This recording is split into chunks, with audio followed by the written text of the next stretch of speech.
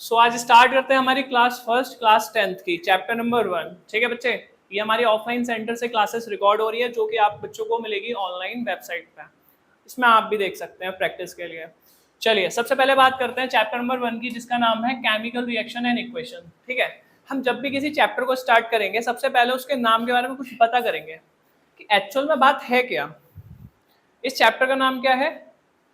Chemical reaction and equation. जैसा कि मैंने तुम्हें फर्स्ट क्लास में बोला था कि आप जब भी मैं बोलूंगा, पूछूंगा, बताऊंगा, तो आपको भी रिपीट करना है कुछ चीजों के बारे में। बात समझ में आ रही है? और आप यहाँ पे एक्टिवली पार्टिसिपेट करेंगे क्लास में। बात समझ में आ रही है? तो हमें क्या करना है, अगर आपको कोई भी क्वेश्चन होगा तो अपना हैंड रेज करेंगे, सारे बच्चों को डिस्टर्ब नहीं करेंगे। जब मैं फ्री हो जाऊंगा, जैसे मैं पढ़ा दूंगा, फिर मैं आपका डाउट उसको सॉल्व करूंगा। पहले टॉपिक कंप्लीट होगा, फिर मैं उसको और क्रिस्टलाइज चीजें बताऊंगा, और चीजें उसमें जितनी भी हो सकती है। एंड देन आप मुझसे टॉपिक में डाउट पूछेंगे जो भी आपके रह जाएंगे एंड जब मैं बोलूंगा तो। ठीक है, बीच में से नहीं बोलेंगे, बीच में जितनी चीज मैं पूछूं सिर्फ उतनी ही बतानी है। अब सुनो, चैप्टर नंबर 1 जिसका नाम है केमिकल रिएक्शन एंड इक्वेशन, तो एक्चुअल में ये चैप्टर हमसे कहना क्या चाहता है या हम इसमें क्या पढ़ते हैं। देखो, जैसा कि इसका नाम है केमिकल रिएक्शन, ठीक है, तो केमिकल रिएक्शन का मतलब क्या होता है? केमिकल का मतलब क्या होता है मैंने बताया था ना, जब केमिस्ट्री और बायोलॉजी और फिजिक्स के हमने बारे में बात की थी तो हमने केमिकल्स के बारे में बात की थी कि केमिकल्स क्या होते हैं। जब सर बहुत सारे एटम्स एंड मॉलिक्यूल्स आपस में जुड़ जाते हैं तो बहुत अलग अलग तरीके के कंपाउंड्स बनाते हैं। क्या बनाते हैं? कंपाउंड्स। और वो कंपाउंड्स हमारे डेली लाइफ में हमें देखने को मिलते हैं। हम सुबह से उठते हैं और रात तक सोचते हैं, हमारे आसपास बहुत सारे कंपाउंड्स होते हैं। ठीक है, जैसे कि सॉल्ट है आपके घर में, जैसे कि आपके जो ये दीवारें हैं उस पर पीओपी प्लास्टर ऑफ पेरिस लगा हुआ है जो जिप्सम से मिलके बना हुआ है। ठीक है, ये वुड सेलुलोज से मिलके बनी है। हमारी बॉडी के अंदर कार्बोहाइड्रेट, विटामिन, फैट्स, मिनरल्स, ये सब हम खाते हैं, फूड के अंदर होता है। हमारे आसपास जाने कितने सारे कंपाउंड्स होते हैं दिन भर में। पानी जो हम पीते हैं वो भी एक तरीके का मॉलिक्यूल एंड कंपाउंड्स है ना। ये सभी क्या है? ये सभी के सभी केमिकल्स हैं। केमिकल्स केवल वो नहीं है जो आप लिक्विडली देखते हैं, आप किसी मूवी में देखते हैं कि ऐसे डाला है तेजाब से धुआं निकल रहा है और रिएक्शन कर रहा है तो वो केमिकल्स है। नहीं, केमिकल्स हर चीज में है। हम भी किससे मिलके बने हैं? केमिकल से मिलके बने हैं। ये पेन प्लास्टिक का है, ये भी क्या एक प्रकार का केमिकल है। उसी केमिकल को बनाने में कुछ रिएक्शंस की जाती हैं, कुछ हमें नेचुरली मिल जाते हैं, कुछ हम खुद बनाते हैं। बात समझ में आ रही है? तो हमने देखा नेचर में जब हम किसी अलग अलग टाइप के कंपाउंड्स को आपस में मिलाते हैं तो वो आपस में क्या करते हैं? रिएक्ट करते हैं। क्या करते हैं? अभी आपको समझ में आएगा कि रिएक्ट का मतलब क्या है। एग्जाम्पल के लिए समझो, आप साइकिल ली होगी आप सभी ने बचपन में। साइकिल जब नई नई लेके आते हो कितनी बढ़िया लगती है ना, एकदम चमचमाती। लेकिन कुछ समय के बाद, 1 साल बाद, 2 साल बाद, वही साइकिल कितनी जंग खा जाती है, बेकार हो जाती है, कई जगहों से खराब हो जाती है। एग्जाम्पल कूलर का लेके हैं। कूलर जब आप लेके आते हो घर में, नया नया एकदम पेंट वेंट बढ़िया हो रखा होता है, लेकिन जब उसे 1 सीजन 2 सीजन चलाते हो फिर वो कैसा हो जाता है बेचारा? एकदम जंग खा जाता है, बेकार सा हो जाता है ना, कलर चेंज हो जाता है उसका, है ना। उसकी स्ट्रेंथ कमजोर हो जाती है, हल्का सा भी ऐसे हाथ करो पता चला ये छेद हो गया उसमें, पतला सा हो जाता है वो। तो बहुत सारी चीजें हम इस तरीके से देखते हैं। तुम सुबह सुबह सुबह उठते हो, जब तुम सुबह उठते हो तो तुम सबसे पहले मम्मी से क्या बोलते हो? मम्मी चाय दे दो। चाय पीते हैं मॉर्निंग में सभी स्कूल में जाने से पहले, है ना। जो नहीं पीता अच्छी बात है, चाय पीनी भी नहीं चाहिए, लेकिन तुम्हारे घर में चाय जरूर बनती होगी। और चाय जब बनती होगी तो तुमने नोटिस किया होगा कि हम चाय में पता नहीं दुनिया भर की चीजें डालते हैं। चीनी डालते हैं, चाय पत्ती डालते हैं, अदरक डालते हैं, दूध डालते हैं, पानी डालते हैं, है ना, और कोई इलायची भी डालता है, कोई कुछ भी डालता है। तो इस सब को डालने के बाद हमें क्या मिलती है? सिंगल चाय मिलती है। हम इतने सारे प्रोडक्ट का यूज करके क्या बनाते हैं? चाय बनाते हैं। क्या बनाते हैं? चाय। देखो, जिस तरीके से हम चाय बना रहे होते हैं, तो चाय जब हम बनाते हैं तो बनाने से पहले दूध का कलर कैसा होता है? व्हाइट कलर का होता है। अदरक अलग कलर का होता है, चाय पत्ती का एकदम डार्क कलर होता है, डिफरेंट कलर होता है। लेकिन जब हम उन सबको आपस में मिला देते हैं, है ना, और मिलाने के बाद क्या मिलाने से काम चल जाता है? नहीं ना, पहले गैस भी ऑन करनी पड़ेगी, गर्म करनी पड़ेगी, उबलती है ना थोड़ी देर तक, वो उसे हीट देने, एनर्जी और हीट देनी पड़ती है। और जब हम उसे एनर्जी और हीट देते हैं तो उसके अंदर होती हैं अभिक्रियाएं, हिंदी में बोलते हैं अभिक्रियाएं, रिएक्शन। क्या होती है उसके अंदर? रिएक्शन। सबसे अच्छा एग्जाम्पल है चाय का आपके रिएक्शन के लिए। ठीक है, और चाय में रिएक्शन जब होती है तो आप कुछ नोटिस करते हो ना, उसका टेस्ट, उसका कलर, उसका स्मेल, सब चीजें क्या हो जाती है? चेंज हो जाती है।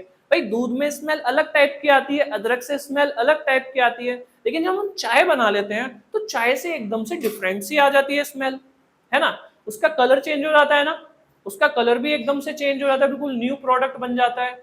और जब हम उसे टेस्ट करते हैं तो उसका टेस्ट भी चेंज हो जाता है। तो कुछ चीजें हम देखते हैं ना चेंज हो जाती हैं। और इसी तरीके से जब हम पता करते हैं कि केमिकल रिएक्शन क्या होता है, तो हम बिल्कुल आसानी से ये समझ सकते हैं कि जब हम किसी भी चीज को, ठीक है, किसी पहले से उपस्थित चीजों को, ठीक है, रिएक्शन कराते हैं और कोई नई चीज बना ले, क्या बना ले, कोई नई चीज, या फिर हम नेचर में कुछ चेंजेस देखें, नेचर में क्या देखें हम, कुछ चेंजेस। कैसे कैसे चेंजेस? जैसे पहला चेंजेस हो जाता है कलर का चेंज होना। क्या चेंज होना बच्चों? कलर। जैसे हम चाय बना रहे थे तो चाय में कलर चेंज हुआ, और जैसे कलर चेंज हुआ हम समझ गए कि भाई इसके अंदर क्या हुई है, केमिकल रिएक्शन हुई है।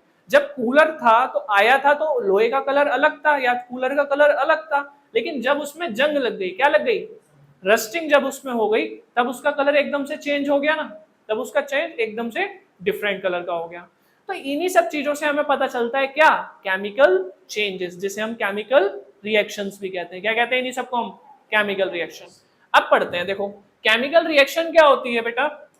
केमिकल रिएक्शन की जब हम बात करेंगे तो केमिकल रिएक्शन क्या होती है, the process in which new substance, a process in which new substance with new property, कैसी प्रॉपर्टी, नई प्रॉपर्टी के साथ एक नए सब्सटेंस को जब हम बनाते हैं, ठीक है, वन और मोर सब्सटेंस से, किससे, एक या एक से अधिक सब्सटेंसों को मिलाकर जब हम उसको बनाते हैं, तब हम उसे क्या बोलते हैं, केमिकल रिएक्शन। उस प्रोसेस को हम क्या बोलते हैं, केमिकल रिएक्शन। यानी ये एक ऐसा प्रोसेस है, इस प्रोसेस का यूज करके हम नई नई चीजों का इन्वेंट या नई नई चीजें बनाते हैं। बात समझ में आई?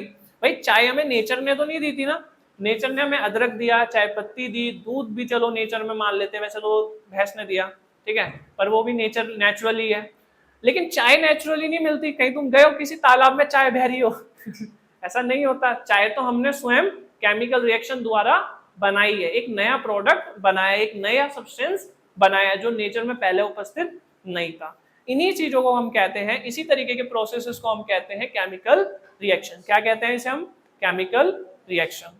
तो जैसे सर हमने पढ़ा रस्टिंग का होना, जंग लगना, है ना, कलर का चेंज होना, क्या चेंज होना, कलर का चेंज होना। जैसे तुमने बहुत सारे केमिकल रिएक्शन में देखा होगा, वो रेड कलर डालता है ग्रीन में, और रेड और ग्रीन मिलके एकदम डिफरेंट कलर का बन जाता है, ब्राउनिश कलर का हो जाता है मान लो, या येलो कलर का हो जाता है ना, इस टाइप के होते हैं ना एक्सपेरिमेंट। तो उसमें क्या हो रहा होता है, कलर चेंज हो रहा होता है, और कलर चेंज से ही हम क्या पता कर लेते हैं कि कौन सी क्या हो रहा है उसके अंदर, केमिकल चेंज, यानी केमिकल रिएक्शन, कोई नया प्रोडक्ट बन रहा है, क्या बन रहा है, कुछ न्यू प्रोडक्ट बन रहा है, ठीक है।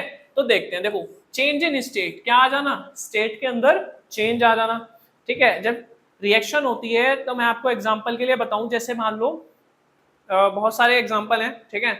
जब हम पेंट करते हैं, ठीक है, पेंट करते हैं ना हम, तो पेंट का केमिकल कंपाउंड अलग होता है, और वो थोड़ा लिक्विड पार्ट में भी होता है ना। जब पेंट करते हैं तो आपने देखा होगा लिक्विड पार्ट में आती है बाल्टी के अंदर, लेकिन जब हम पेंट करके छोड़ देते हैं तो कुछ समय बाद यहाँ से कार्बन डाइऑक्साइड और एयर से रिएक्ट करके जो पेंट के मॉलिक्यूल होते हैं वो सूख जाते हैं, और सूखने के बाद एक नया कंपाउंड बना लेते हैं। तो पहले तो वो लिक्विड स्टेट में थे, किस स्टेट में थे, लिक्विड स्टेट में, और रिएक्शन के बाद वो किस में हो गए, सॉलिड स्टेट में हो गए, पार्टिकल्स या मॉलिक्यूल्स, है ना। तो यानी इसमें भी क्या हुआ आपका, केमिकल चेंज हुआ। यानी स्टेट में चेंज होते, अगर हम देखते हैं ना किसी चीज में स्टेट चेंज हो रही है, तो उसमें मतलब क्या हो रहा है, केमिकल चेंज। क्या हो रहा है उसमें, केमिकल चेंज, ठीक है। अब हम बात करते हैं सेकेंडली, चेंज इन कलर। किसमें चेंज होना बेटा, कलर में चेंज होना। तो कलर की चेंज की बात हमने कर ली। तो अगर कलर चेंज होता है तो भी हम क्या कह सकते हैं कि इसके अंदर क्या हो रही है, केमिकल रिएक्शन हो रही है। इसके बाद हम बात करेंगे इवोल्यूशन ऑफ गैस, यानी गैसेस का निकलना। किसका निकलना, गैसेस का निकलना। जैसे हम किसी एक्सपेरिमेंट कर रहे हैं, और जब मैं एक्सपेरिमेंट किया तो एकदम से जैसे डाले से धुआं सा उड़ गया, क्या उड़ गया, धुआं सा निकला उसमें से, तो हम क्या कह सकते हैं कि भाई इसमें क्या हो गया, केमिकल रिएक्शन हो गई, इसके अंदर क्या हो गई, केमिकल रिएक्शन। बात समझ में आ रही है आपको? तो केमिकल रिएक्शन में अगर गैस निकलेगी तो वो भी एक प्रकार की केमिकल रिएक्शन कहलाएगी। चेंज इन टेम्परेचर, क्या आ जाना, टेम्परेचर में चेंज आ जाना। अगर टेम्परेचर में चेंज आ जाता है तो भी क्या हो रही है, केमिकल रिएक्शन हो रही है। तो अगर हमें पता करना है कि केमिकल रिएक्शन कैसे कैसे होती है, तो वो हम इस तरीके से देख सकते हैं। बात समझ में आ रही है? अच्छा, केमिकल रिएक्शन ये है। तो अब मैं तुमसे एक क्वेश्चन पूछता हूँ, मान लो पानी रखा है, आइस ले लिया आपने, क्या ले लिया आपने, आइस, और आपने ऐसी धूप में रख दिया, और आइस किस में चेंज हो गई, पानी में, वाटर में चेंज हो गई। तो क्या ये केमिकल रिएक्शन हुई, सोच के बताओ, क्या ये केमिकल रिएक्शन हुई? नहीं, ये केमिकल रिएक्शन नहीं, स्टेट चेंज हुई लेकिन ये केमिकल रिएक्शन नहीं कहलाई जाएगी। ठीक है, अब ऐसा क्यों? देखो, जब हम पानी रखे थे आइस में, तो आइस का मॉलिक्यूल भी H2O ही होता है, और जब उसमें मतलब हीट लगी, उसमें धूप जो आई उसके ऊपर आई, मतलब गर्म हुई जैसे कि वो, तो गर्म होने के बाद क्या हुई, उसमें पानी में चेंज हो गया। बर्फ किस में चेंज हो गई? पानी में। लेकिन पानी का भी तो मॉलिक्यूल वही रहता है, पानी का भी फॉर्मूला क्या रहेगा? H2O। और पहले भी तो क्या था? H2O। तो स्टेट तो चेंज हुई लेकिन केमिकल कंपाउंड तो सेम है ना, कोई नई चीज तो बनी नहीं, केवल क्या चेंज हुई? स्टेट चेंज हुई। तो जनरली हम इसको फिजिकल चेंज कहते हैं। क्या कहते हैं इसे हम? Physical change. ठीक है, फिजिकल चेंज में कोई नई चीज बनती नहीं है, लेकिन केमिकल रिएक्शन होगी तो उसमें कोई नई चीज ही बनेगी। क्या बनेगी? उसमें कोई नया प्रोडक्ट बनेगा, कोई नई चीज बनेगी। बात समझ में आ रही है? चलो, अच्छा एग्जाम्पल के लिए और क्या रख सकते हो? रस्टिंग ऑफ आयल, लोहे में जंग लगना, जैसे बर्निंग ऑफ वुड। ठीक है, लकड़ी जलती है ना, तो लकड़ी पहले सेलुलोज की होती है, जब वो जल जाती है तो वो कोल सा बन जाती है, काली सी बन जाती है ना, ब्लैक कार्बन की होती है। वो क्या होता है हमारा? कार्बन होता है। तो जब लकड़ी जलती है तो उसमें भी क्या हो रहा होता है? केमिकल रिएक्शन हो रहा होता है। क्या हो रहा होता है उसमें? Chemical reaction. केमिकल रिएक्शन लकड़ी की देखो ये होती है सी, सी मतलब कार्बन। और कार्बन जब जलती है किसके प्रेजेंस में? ऑक्सीजन हमारे आसपास होता है, कार्बन, ये लकड़ी कार्बन की बनी होती है, भाई लकड़ी किसकी होती है? और हमारे आसपास क्या है? और जब ये दोनों को जलाएंगे हम, मतलब ऑक्सीजन ले लेगी, जब जलाएंगे किसमें? हीट करेंगे। क्या करेंगे? इसे हीट करेंगे, जलाएंगे। हीट का सिंबल क्या होता है? ऐसा ट्राइंगल का हीट का सिंबल होता है। ठीक है, तो जलाएंगे तो क्या मिलेगा हमें? CO2। वो काला काला धुआं निकलता है ना, काला काला धुआं निकलता है, हाँ या ना? तो काला जो धुआं निकलता है वो क्या होता है हमारा? CO2 होता है। वो होता है कार्बन डाइऑक्साइड। तो सोचो, ये तो सर कैसा था? सॉलिड था। कैसी थी ये गैस? सॉलिड। और ये क्या है हमारी? ये तो गैस में निकलती है ना, गैसेस की फॉर्म में निकलती है कार्बन डाइऑक्साइड, धुआं जो निकलता है काला सा। तो देखो, समझ पा रहे हो स्टेट चेंज हो रहा है। लेकिन यहाँ पे तुम एक चीज नोटिस कर पा रहे हो, यहाँ पे एक चीज नोटिस करने की है बेटे, ये क्या है हमारा? कार्बन। और ये क्या है हमारा? बताओ, ये क्या है हमारा? Carbon dioxide. कहीं है गैस कुछ? देखो, ये क्या है हमारा? कार्बन। और बन क्या रहा है हम पे? Carbon dioxide. क्या पहले कार्बन डाइऑक्साइड था इसमें? नहीं ना। तो ये नया प्रोडक्ट बनाना, क्या बना ये? New product. तो ये बना हमारा एक न्यू प्रोडक्ट। तो इसी को कहते हैं हम केमिकल रिएक्शन। इसको हम क्या कहेंगे? ये क्या हो गई हमारी? केमिकल रिएक्शन हो गई। लकड़ी थी, उसको जलाया ऑक्सीजन के प्रेजेंस में, और जैसे ही जलाया तो उसमें से क्या निकला? धुआं निकला। कौन सा धुआं? कार्बन डाइऑक्साइड का, गैसेस के फॉर्म में। बासन में आई। तो ये हो गई हमारी केमिकल रिएक्शन। क्या हो गई हमारी? ऐसे अगर हम फॉर्मेशन ऑफ कर्ड देखें, किसकी? फॉर्मेशन ऑफ कर्ड मतलब जो दही जमता है, दूध से दही हम जमाते हैं, तो दूध का फॉर्मूला अलग होता है, लेकिन जब दही बनता है तो दही एक लैक्टिक एसिड होता है। दही के अंदर क्या होता है? लैक्टिक एसिड होता है, मतलब उसका फॉर्मूला अलग हो जाता है। ठीक है, तो उसमें क्या हो रहा होता है? चेंज हो रहा होता है। और क्या चेंज होता है उसमें? टेस्ट चेंज होता है ना, मिल्क का टेस्ट अलग होता है, दही का टेस्ट अलग होता है। तो उसके अंदर भी क्या हो रही है? केमिकल रिएक्शन हो रही है। क्या हो रही है उसके अंदर भी? Chemical reaction. रेस्पिरेशन भी एक प्रोसेस होता है, अभी आप आगे पढ़ोगे, रेस्पिरेशन भी एक प्रोसेस होता है जिसमें केमिकल रिएक्शन होती है। जो हम सांस लेते हैं ना, हमारे अंदर सांस, हम सांस लेते हैं ऑक्सीजन और छोड़ते क्या है? Carbon dioxide. तो हो रहा है ना चेंज कुछ, तो जो ये चेंज है इसी को हम क्या बोलते हैं? केमिकल चेंज, जिसे हम केमिकल रिएक्शन में समझते हैं। जो हम आगे पढ़ेंगे। पास समझ में आई? केमिकल रिएक्शन सभी को समझ में आ गई? तो अगर कोई तुमसे पूछ लेगी भाई केमिकल रिएक्शन क्या है, बता दोगे? क्या बताओगे? बताओ, केमिकल रिएक्शन हमने पढ़ ली।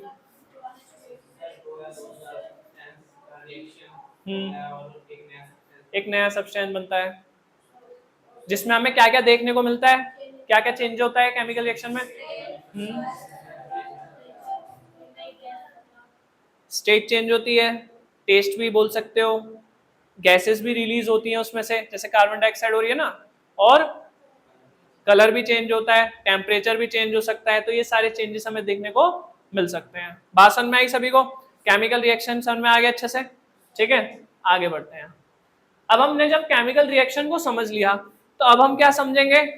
केमिकल इक्वेशन के बारे में। किसके बारे में? अब केमिकल इक्वेशन क्या होती है ये ध्यान से सुनना। देखो, जैसे मैंने अभी पीछे एक रिएक्शन लिखी थी ना, अब मैं यहाँ पे एक रिएक्शन लिखूंगा। ये मैंने रिएक्शन लिखी, क्या लिखा ये मैंने बेटा? फर्स्ट डे मैंने याद कराया था ना तुम्हें। इसको क्या बोलते हैं हम?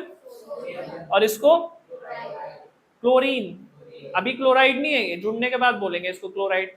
ये क्या है? सोडियम। और ये क्या है? क्लोरीन। क्लोरीन और सोडियम एकदम अलग अलग होते हैं, ठीक है, एकदम डेंजरस होते हैं। पता है सोडियम के बारे में? अगर तुम्हारे हाथ में सोडियम रख दूं हाथ में, और कहीं से हल्का भी पानी उसने ले लिया, तो थोड़ी देर बाद उसमें आग लग जाएगी। सोडियम में क्या लग जाएगी? अपने आप ही आग लग जाएगी, इतना डेंजरस होता है।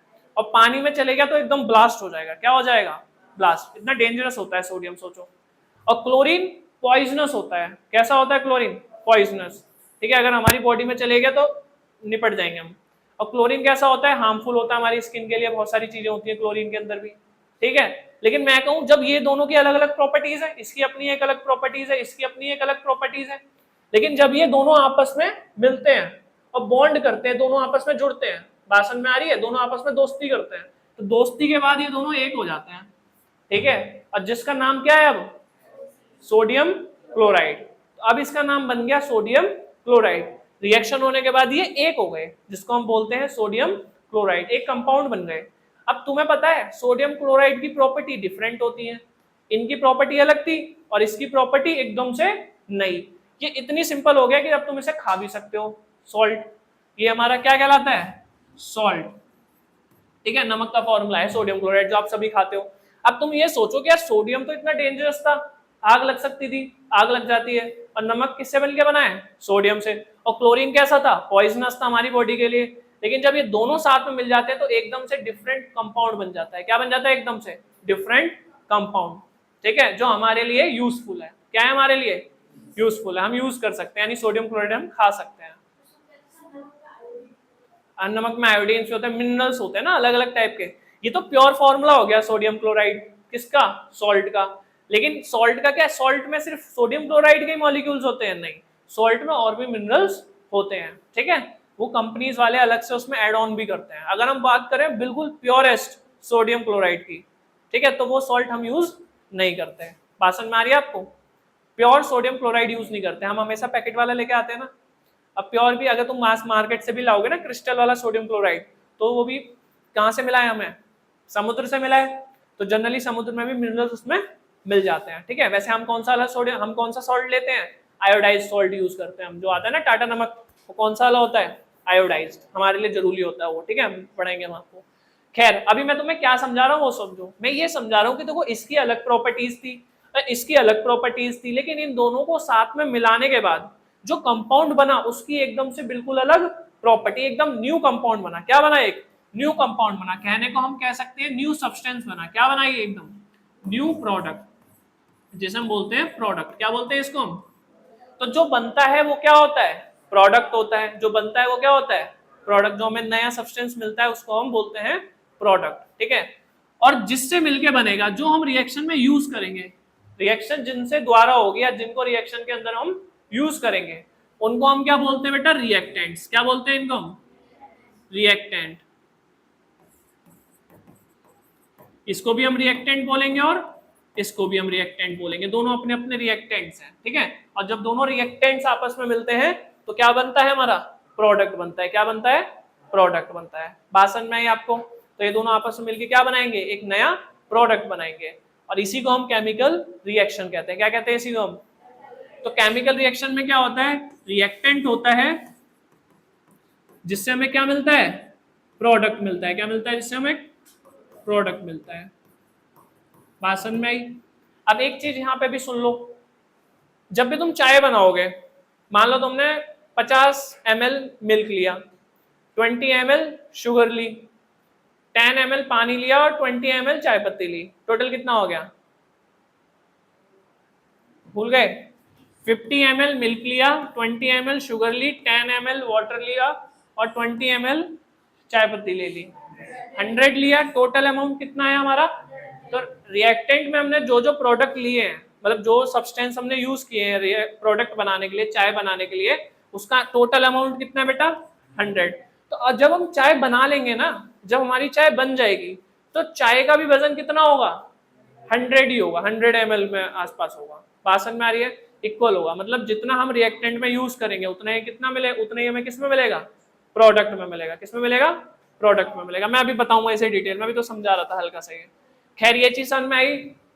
कि हम एक या दो या दो से अधिक किसका सब्सटेंसेस का यूज करके क्या बना सकते हैं, एक न्यू प्रोडक्ट बना सकते हैं, एक नया सब्सटेंस बना सकते हैं by the using of chemical reaction. Chemical reaction द्वारा हम एक नए प्रोडक्ट को बना सकते हैं। तो ऐसे हम कितने भी प्रोडक्ट बना सकते हैं आपस में रिएक्शन करा के, है ना। तो ये चीज समझ में आ गई।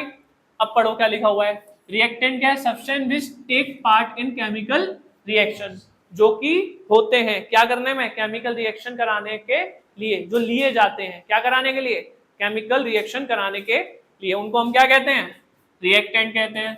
द सब्सटेंस विच फॉर्म, जो सब्सटेंस बनता है केमिकल रिएक्शन में, केमिकल रिएक्शन में जो सब्सटेंस बनता है उसको हम क्या कहते हैं, प्रोडक्ट कहते हैं। तो ये सबकी समझ में आ गया अच्छे से। तो रिएक्टेंट और प्रोडक्ट अच्छे समझ में आ गया, ठीक है। ये हमने देखा, ये क्या था हमारा सोडियम और ये क्लोरीन, वो बना सोडियम क्लोराइड। इनकी प्रॉपर्टीज डिफरेंट थी, इसकी भी डिफरेंट थी, लेकिन जब न्यू प्रोडक्ट बना तो उसकी अपनी एक अलग न्यू क्या बन गई, प्रॉपर्टीज बन गई, ठीक है। चलो आगे बढ़ते हैं। देखो अब हम बात करते हैं केमिकल इक्वेशन के बारे में, ठीक है। तो केमिकल इक्वेशन में तुम्हें इसमें पीछे पहले एक चीज दिखाता हूं। तुमने एक चीज इसमें नोटिस की, इक्वेशन क्यों बोल रहा था, मैंने तुम्हें बताया था ना पिछली क्लास में कि हम केमिकल इक्वेशन क्यों बोलते हैं। देखो केमिकल इक्वेशन का मतलब इसलिए हम बोलते हैं बिकॉज इक्वेशन इक्वल जैसा साउंड करता है, इक्वल, और इक्वल कब होता है, जब बराबर हो दोनों जगह। तो जितना अमाउंट हम इसमें यूज कर रहे हैं, मान लो 50 ये लिया और 50 ये लिया, तो सोडियम क्लोराइड टोटल कितना बनेगा बेटा, 100 बनेगा। मैक्सिमम क्या करते हैं हम, ऐसे तो करते हैं कि 50 प्लस 50, तो टोटल वाला साइन लगाते हैं, इसको हम इक्वल बोलते हैं, इक्वल। तो इक्वल के बाद कितना आता है हमारे पास, 100। इसी चीज को हम इक्वेशन बोलते हैं ना मैथ्स में भी, तो इसे क्या बोलते हैं, इक्वेशन, इसी का तो नाम है। इक्वेशन का मतलब क्या होता है कि LHS हो RHS हो, दोनों क्या हो, इक्वल हो, बराबर हो आपस में, तो उसको हम बोलते हैं इक्वेशन। अब ये इक्वेशन तो मैथ्स की इक्वेशन है, लेकिन अगर हम केमिकल्स का यूज करके इस इक्वेशन की तरह लिखें तो उसको हम बोलते हैं केमिकल इक्वेशन, उसी को हम क्या बोलते हैं, केमिकल इक्वेशन। या हम सिंपल सी भाषा में और अगर सिंपलाइज करें तो केमिकल इक्वेशन का मतलब है जब हम सिंबल्स का यूज करें, क्या करें, सिंबल्स को रिप्रेजेंट करें, किसको रिप्रेजेंट करें, सिंबल्स को रिप्रेजेंट करें, ठीक है। और सिंबल को रिप्रेजेंट करके एक कंपाउंड बनाए, ठीक है, एक इक्वेशन बनाए, एक रिएक्शन दिखाएं, रिएक्शन को शो करें, तो उसे हम क्या बोलते हैं, केमिकल इक्वेशन बोलते हैं। अब केमिकल इक्वेशन दो तरीके की होती है, किस तरीके की होती है, एक तो होती है वर्ड इक्वेशन, क्या होती है, और एक होती है केमिकल इक्वेशन, क्या होती है। इक्वेशन में आपको दो, देखो कहीं नहीं बताएंगे टीचर्स, क्योंकि वो सोचते हैं आसान है बताओ होगा बच्चों का, लेकिन मुझे पता है ना बच्चों को कुछ नहीं पता है, ठीक है, इसलिए हम बताएंगे। इक्वेशन दो तरीके की होती है, एक तो होती है वर्ड इक्वेशन, क्या होती है, और एक होती है केमिकल इक्वेशन। केमिकल इक्वेशन में हम सिंबल्स का यूज करते हैं, किसका यूज करते हैं, ये जैसे है ना, ये कौन सी रिएक्शन है हमारी, केमिकल रिएक्शन, जिसमें सिंबल्स का यूज कर रहे हैं। अगर मैं इसको ऐसे लिखता, sodium react with chlorine and gives a sodium chloride. अब मुझे ये बताओ दिख रहा है सबको अच्छे से, दिखने में तो कोई प्रॉब्लम ही होगी ही नहीं। सोडियम रिएक्ट विद क्लोरीन, भाई यही तो हो रहा है, sodium react with chlorine and give sodium chloride, and give sodium chloride. अब आप में से समझदार बच्चे हो इतना, तो मुझे कौन बताएगा कि इसमें और इसमें क्या डिफरेंस है सर। ये वर्ड इक्वेशन है, ठीक है, तो हमें पता है भाई शब्दों से लिखी हुई वर्ड इक्वेशन, और सिंबल से केमिकल इक्वेशन है। और क्या डिफरेंस है होता है इसमें, इसमें हम सिंबल्स का यूज कर रहे हैं थोड़ा इजी शॉर्ट बनाने के लिए, और ये थोड़ा सा लंबा है। अब समझने के लिए तो दोनों सिमिलर ही है, इससे भी समझ में आ रहा है हम क्या बोल रहे हैं और इससे भी समझ में आ रहा है। लेकिन अगर हम पूरी केमिस्ट्री की बुक में इतनी लंबी लंबी लिखेंगे, क्योंकि ये तो छोटी सी रिएक्शन थी, लेकिन रिएक्शन तो बहुत सारी बड़ी बड़ी भी होती है, और भी बहुत सारी चीज जुड़ी होती है, और अगर हम सबको ऐसे शब्दों में लिखेंगे तो हो लिया काम हमारा। फिर बुक अभी इतनी है, फिर इतनी बड़ी मोटी बुक बन जाएगी, यानी बहुत ज्यादा लेंथी हो जाएगा। अगर हम वर्ड्स का यूज करेंगे, किसका यूज करेंगे अगर हम वर्ड्स का यूज करेंगे तो हमारी रिएक्शन बहुत ही ज्यादा लेंथी हो जाएगी, लंबी हो जाएगी, ठीक है। तो रिएक्शन को शॉर्ट करने के लिए, क्या करने के लिए, रिएक्शन को शॉर्ट करने के लिए, इजी करने के लिए, ताकि आसानी से समझ में आ जाए, है ना, ज्यादा लिखना ना पड़े, इसीलिए किसको बनाया गया, केमिकल इक्वेशंस को बनाया गया। किसको बनाया गया, केमिकल इक्वेशंस को। अदरवाइज तो हम ऐसे लिख ही देते, क्या फर्क पड़ रहा है, बात समझ में आ रही है। तो शॉर्ट करने के लिए, क्या करने के लिए, शॉर्ट एंड इजी करने के लिए हमने क्या बनाया, केमिकल इक्वेशंस बनाई बेटा, केमिकल इक्वेशन, जिसको हम सिंबल्स की फॉर्म में लिखते हैं। किसकी फॉर्म में लिखते हैं, है ना, जिसमें प्लस हमें क्या शो करता है कि ये दोनों रिएक्ट कर रहे हैं आपस में, प्लस क्या शो करता है हमें, और ये जो होता है एरो जो कि आगे की तरफ होता है, इसको बोलते हैं फॉरवर्ड एरो। क्या बोलते हैं इसको, ये थोड़ा मैं तुम्हें डिटेल में बता रहा हूँ सारी चीजें, स्कूल में बहुत जल्दी निकाल देते हैं टॉपिक। इसको बोलते हैं फॉरवर्ड एरो। क्या बोलते हैं इसको, फॉरवर्ड एरो, मतलब रिएक्शन हो रही है। क्या हो रही है, रिएक्शन हो रही है। तो रिएक्शन हो रही है और क्या मिल रहा है हमको, सोडियम क्लोराइड मिल रहा है, एक नया प्रोडक्ट मिल रहा है। ठीक है, तो ये होती है केमिकल रिएक्शन। क्या होती है ये, समझे बात को। ठीक है, जितना मैंने इसमें उतारा है ना उतना लिख लो अपनी कॉपी में रेफरेंस के लिए, कि बाई चांस तुम बाद में पढ़ो तो तुम्हारे पल्ले पड़ जाए, क्योंकि मैं इसे हटा रहा हूँ अभी। इसे आप नोट कर सकते हैं, और जो बच्चे ऑनलाइन देख रहे हैं तुम स्किप कर सकते हो, और लिखना चाहो तो लिख लो। ठीक है, बाकी आपके थ्रू अगर कोई भी बच्चा ऐड ऑन होता है इस बैच में, ठीक है भाई, 40 सीट्स हैं यहाँ पे, और 40 सीट में भी भर जाएंगी बहुत जल्दी, उसके बाद किसी का एडमिशन होगा नहीं यहाँ पे। ठीक है, तो जो भी हो ना, जिसको भी आप लेके आओ बता दो जल्दी से, आ जाए क्लास अटेंड करे अपनी, बिकॉज मेरे ख्याल से नहीं है पूरे डीएलएफ में इस तरीके की फैसिलिटी वगैरह, जो सारी चीज़ें वगैरह कोई प्रोवाइड कर रहा है। ठीक है, और आप देखोगे कि आपको वेबसाइट पे अपनी क्लास मिल जाएगी, लेकिन इसका कोई ना नेगेटिव यूज मत करना क्लासेस का। फॉर एग्जांपल जो बच्चा हमारे पास नहीं भी पढ़ रहा है, तुम उसको भी क्लास की लिंक भेज रहे हो, ले भाई अपना कोर्स पूरा कर ले फ्री में तो ये धोखाधड़ी नहीं करना, ठीक है, गद्दारी नहीं करना भाई कभी भी। और गद्दारी में एक चीज ये भी है कि तुम छुट्टी मत मार के बैठना, क्योंकि देखो वीडियो तो बहुत पड़ी हुई है ऑलरेडी यूट्यूब पे। ठीक है, ये भी मतलब यूट्यूब पे ही डलेगी एक तरीके से, लेकिन ये वेबसाइट के थ्रू आप एक्सेस कर पाओगे, डायरेक्ट यूट्यूब पे शो नहीं करेगी। बात समझ रहे हो, जब आप वेबसाइट डालोगे ना successvidya.com, उसमें जाओगे नीचे लाइव वीडियो वाले करके, तो जाके जिसमें क्लिक करोगे अपनी क्लास में 9th में, तब आके आपकी क्लासेस शो करेंगी, तारीख डली होगी। मैं चैप्टर के नाम भी नहीं डालूंगा, मैं डालूंगा डेट्स, जैसे आज की डेट है 31 मार्च 2026, तो ऐसे तारीख डली होगी उसमें पूरी, और उसमें फिर तुम क्लिक करके अपनी क्लास को अटेंड कर सकते हो। सिर्फ साइंस की ही क्लास आपको मिलेगी इस साल। ठीक है, मैथ्स की नहीं ऑनलाइन मिलेगी, बिकॉज मैथ्स की क्लास इसलिए नहीं मिलेगी क्योंकि मैथ्स की प्रैक्टिस होगी यहाँ पे। ठीक है, तो मैथ्स की क्लास आपको नहीं मिलेगी, इसलिए आप थोड़ा सा क्या है छुट्टी नहीं करें। साइंस में तो मैं आपका छोड़ूंगा नहीं कुछ भी। ठीक है, मैथ्स का भी मैं आपको पहले ही बता चुका हूँ। देखो मैथ्स ना एक ऐसा सब्जेक्ट है जिसमें आपको प्रैक्टिस करनी पड़ेगी। आप जब तक रजिस्टर नहीं भरोगे ना अपने खुद के हाथों से, तब तक मैथ आपकी कभी अच्छी नहीं हो सकती।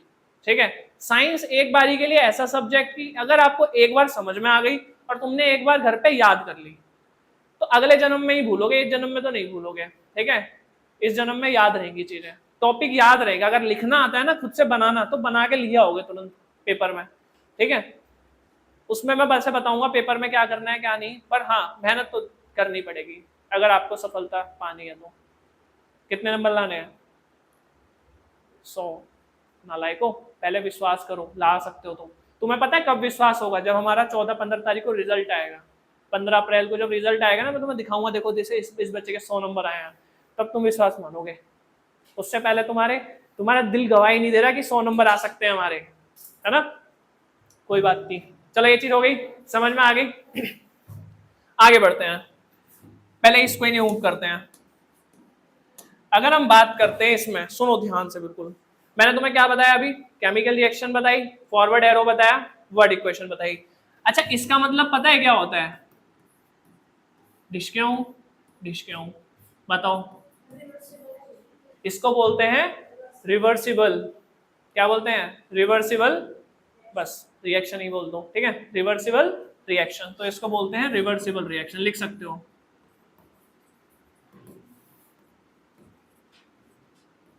रिवर्सिबल रिएक्शन बेटा, इसका मतलब क्या होता है, फॉरवर्ड एरो, इसको क्या बोलते हैं। अच्छा फॉरवर्ड एरो का मतलब क्या होता है,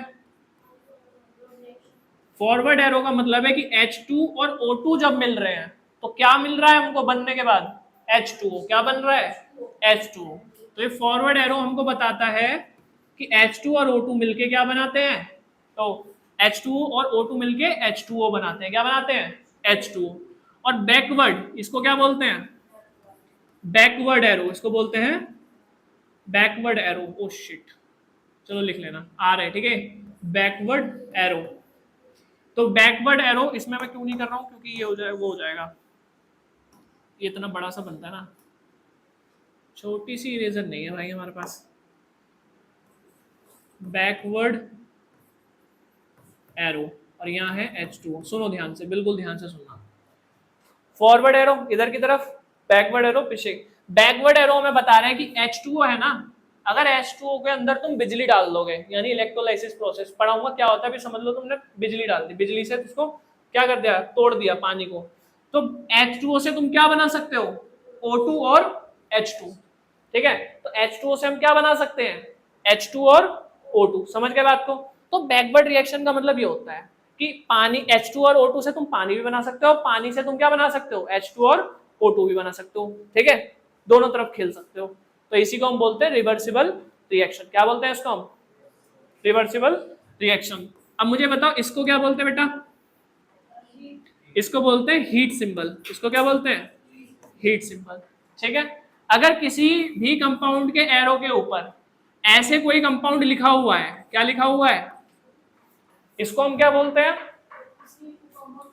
इसे बोलते हैं हम कैटेलिस्ट। क्या बोलते हैं इसको हम? लिख लो, इसको हम बोलते हैं कैटेलिस्ट। अब क्या होता है वो तो हम पढ़ेंगे आगे, ठीक है, लेकिन फिलहाल के लिए समझ लो इसका मतलब होता है हीट दे रहे हैं हम रिएक्शन में, और इसका मतलब क्या होता है? कैटेलिस्ट। ठीक है, और अगर किसी कंपाउंड के आगे ऐसे लिखा है ना, ऐसे करके, तो इसको बोलते हैं बाई प्रोडक्ट। क्या बोलते हैं? मतलब डायरेक्टली उसके अंदर लिख नहीं रहे हैं, किसके अंदर? रिएक्शन के अंदर हम डायरेक्टली लिख नहीं रहे हैं, पर है, निकल रहा है उसमें से। ठीक है, ये कुछ तरीके हैं इक्वेशंस को अच्छे से समझने के। और क्या हो सकता है? अगर किसी के ऊपर ऐसे लिखा है सीधा सीधा इलेक्ट्रिसिटी, तो ये तो सिंपल है। छी छी छी, इलेक्ट्रिसिटी की स्पेलिंग इलेक्ट्रिसिटी। ठीक है, तो इसका मतलब क्या है कि रिएक्शन में हम क्या प्रोवाइड कर रहे हैं?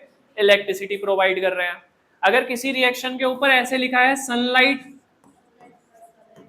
तो मतलब in the presence of sunlight, reaction किसके प्रेजेंस में हो रही है? धूप के प्रेजेंट, मैंने सन देवता, सूरज देवता के उपस्थिति में हो रही है रिएक्शन। ठीक है, समझ गए? हटा दूं इसको मैं। अब इसी के बाद एक टॉपिक और है जो कि बहुत इंपॉर्टेंट है, पर हम वो उसे नेक्स्ट क्लास में करेंगे, जिसे हम बोलते हैं बैलेंस्ड केमिकल इक्वेशन। ठीक है, परंतु मैं एक टॉपिक उसके बारे में आइडिया दे देता हूँ आज के लिए। थोड़ा सा पहले हम आगे बढ़ते हैं, बहुत मजा सा आ रहा है ना। देखो, केमिकल इक्वेशन को समझ गए, इसे मैं पढ़ा चुका हूँ ऑलरेडी, तो पढ़ो इसको। क्या पहले तुम पढ़ो फिर बताऊंगा, पढ़ो। क्या हुआ भावेश, ऐसे कर ले, पढ़ नहीं रहा तुम? कम से कम मुझे तो लगे पढ़ रहा है, मेरे दिल को तो सुकून मिले।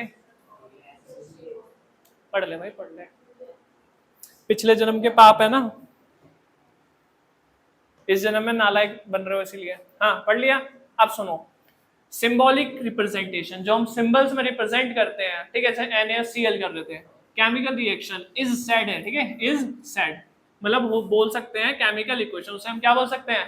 Chemical equation. It is involve use to symbol of element and chemical formula of reactant and product. हम किसका यूज करते हैं? रिएक्टेंट और प्रोडक्ट के केमिकल क्या यूज करते हैं? फॉर्मूलाज यूज करते हैं। ठीक है, the necessary condition as temperature, pressure and any catalyst, मतलब किसी भी रिएक्शन, ऐसा नहीं है कोई भी रिएक्शन अपने आप हो जाएगी, तुम बस मिला दो हो जाएगी, नहीं। देखो, एक रिएक्शन को होने के लिए कुछ नेसेसरी कंडीशंस भी होनी चाहिए उस रिएक्शन के अकॉर्डिंग। क्या क्या कंडीशन होनी चाहिए? उसके अकॉर्डिंग टेम्परेचर होना चाहिए, ठीक है, मतलब कितनी हीट देनी है नहीं देनी है वो भी होनी चाहिए।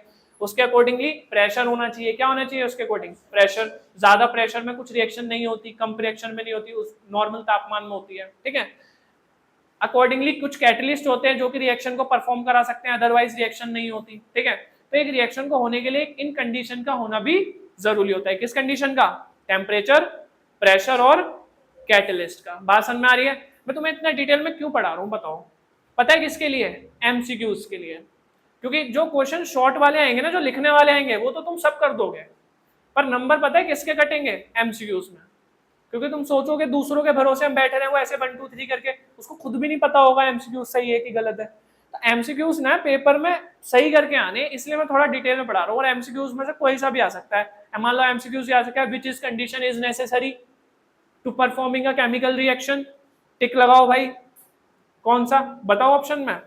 ऑप्शन इज सनलाइट, टेम्परेचर और प्रेशर, कैटलिस्ट। बताओ।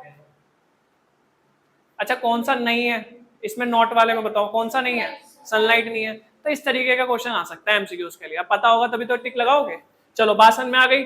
अच्छा नीचे की एक रिएक्शन देख रखी है, इसमें क्या दे रखी है? नीचे एक रिएक्शन, कौन सी रिएक्शन है? Magnesium burn in air. Magnesium को हमने एयर में जलाया। मैग्नीशियम ऐसे मान लो, ये मैग्नीशियम रिबन है मान लो अभी के लिए, ठीक है। अभी जो मैग्नीशियम रिबन है फुलझड़ी की तरह है। किसकी तरह है ये? फुलझड़ी सबने देखी है, ठीक है। तो फुलझड़ी को जब जलाते हैं तो एकदम चिंगारी सी फेंकता है ना, इधर उधर ऐसे करके, इधर इधर से। तो इसी तरीके से मैग्नीशियम रिबन जलती है। वैसे मैं तुम्हें वीडियो दिखाऊंगा, बस 2 मिनट का सब्र दो, ठीक है। तो मैग्नीशियम रिबन को एयर में जलाते हैं ना, तो इस तरीके से वो जलती है। और जलने के बाद जैसे फुलझड़ी तो नहीं गिरती, लेकिन मैग्नीशियम रिबन ऐसे, जैसे अगरबत्ती जलाते हो, अगरबत्ती की राख बचती है एंड में और वो धीमे धीमे नीचे गिरती रहती है। ऐसी मैग्नीशियम रिबन को जैसे हम जलाते हैं ना, तो थोड़ा थोड़ा व्हाइट रेसिड्यू बोलते हैं उसको, क्या बोलते हैं? अवशेष बोलते हैं, हिंदी में क्या बोलते हैं? तो वो उसके रेसिड्यू नीचे गिरते रहते हैं। क्या गिरते रहते हैं? रेसिड्यू। और मैं बताता हूँ वो होता क्या है। हाँ उसमें व्हाइट लाइट निकलती है। पहले तुम ये देखो, अब सुनो, ये ऊपर मैग्नीशियम रिबन कुछ इस तरीके की जलती है रियल लाइफ में, ऐसे निकलती है चिंगारी सी।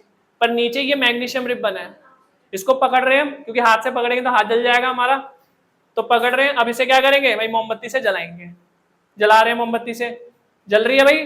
और जलने के बाद देखो ये व्हाइट व्हाइट सी ऐसी चिंगारी सी देगी, जैसे फुलझड़ी जलती है, मान लेना भी, ठीक है।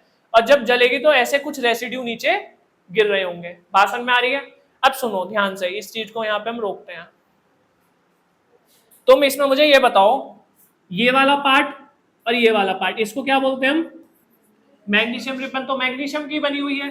ये है, इसके आसपास कौन सी गैस? O2। और जब ऑक्सीजन को दे रहे हैं, जला रहे हैं, तो मतलब ऑक्सीजन से रिएक्शन हो रही है उस मैग्नीशियम की। किससे रिएक्शन हो रही है? और ऑक्सीजन से रिएक्शन होने के बाद हमें क्या मिल रहा है? MgO, जिसे बोलते हैं मैग्नीशियम ऑक्साइड। तो ये जो व्हाइट रेसिड्यू नीचे गिर रहा है, ये कौन क्या है? ये है मैग्नीशियम ऑक्साइड। और इसी को हम क्या बोलते हैं? Chemical reaction. जिसको हम अगर इक्वेशन में लिखे तो कैसे लिखेंगे? मैग्नीशियम ऑक्सीजन और मैग्नीशियम ऑक्सीजन मिलके क्या बन रहा है हमारा? Magnesium oxide. बासन में कोई है क्या बाहर? अच्छा आपकी मम्मी है, तो मिलने आएंगे, चलेंगे क्या? एक मिनट को, अबे पंखा तो बंद कर देते हैं ना नलाय को। हाँ जी मैम। अच्छा आप लेने आए थे? आप बैठ जाइए, अभी तो क्लास चल रही है। हाँ समझ गया मैं। आप कहीं पे भी बैठ सकते हैं, वहां बैठ जाइए, वहां बैठ जाइए। सुनो भाई, ये चीज समझ में आ रही है तुमको? टाइम हो गया, टाइम 4 मिनट रह रहे हैं भाई, ठीक है। सुनो ध्यान से, ये चीज समझ में आ रही है? मैग्नीशियम किसके साथ रिएक्शन करेगी? ऑक्सीजन के साथ। तो मैग्नीशियम और ऑक्सीजन मिलके क्या बना रहे हैं आपका? मैग्नीशियम ऑक्साइड, जो कि अवशेष में तुम्हें दिखाई दे रहा है। Got it? Everything is okay? अब देखो मैंने तुम्हें सारी चीजें अच्छे से डिटेल में समझा दी हैं।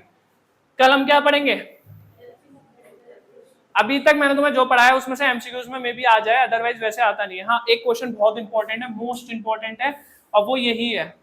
कौन सा वाला? ये वाला। क्या लिख रहे हैं हम? Magnesium ribbon. वेरी इंपॉर्टेंट है बेटा, ये आता है जनरली पेपर में, ठीक है। कि मैग्नीशियम रिबन को हम घिसते हैं, उसके बाद वो जलती है। मान लो फुलझड़ी है और तुमने ऐसी रख दी उसको, तो फुलझड़ी के ऊपर ना एक लेयर बन जाएगी कार्बन डाइऑक्साइड की। ऐसी मैग्नीशियम के ऊपर एक लेयर बन जाती है। किसकी लेयर बन जाती है? तुम 2 चीज बोल सकते हो, तो कार्बन डाइऑक्साइड बोलो या ऑक्साइड बोल लो, क्योंकि नाइट्रोजन ऑक्साइड की भी लेयर बन जाती है, सल्फर बहुत सारी होती है एयर में। तो ऑक्साइड की एक लेयर बन जाती है। जनरली क्या बोलते हैं उसे? कार्बन डाइऑक्साइड की लेयर बोल देते हैं। तो जैसे मैग्नीशियम रिबन है ये, मान लो, तो इसको ऐसे रख देंगे नॉर्मल, जैसे धूल होती है ना, धूल आ जाती है चीजों के ऊपर, क्या आ जाती है? धूल। तो ऐसे ही इसको अगर हम रख देंगे ना मैग्नीशियम की रिबन को, तो इसके ऊपर ना पूरे पे कौन आ जाएगा, कार्बन डाइऑक्साइड, ठीक है। तो कार्बन डाइऑक्साइड इसके ऊपर पूरा कवर कर लेगी। तो जब हम इसे जलाएंगे ना तो ये जलेगी नहीं। क्यों नहीं जलेगी, क्योंकि इसके ऊपर किसकी लेयर है, और कार्बन डाइऑक्साइड, जलेगा नहीं। तो पहले हमें इसे क्या करना पड़ेगा, रब करना पड़ेगा, ठीक है। क्या करना पड़ेगा, रब, किससे, सैंड पेपर से। जैसे वो होता है ना सैंड पेपर, जब किसी में जंग लग जाती है तो जंग हटाने के लिए सैंड पेपर का यूज करते हैं।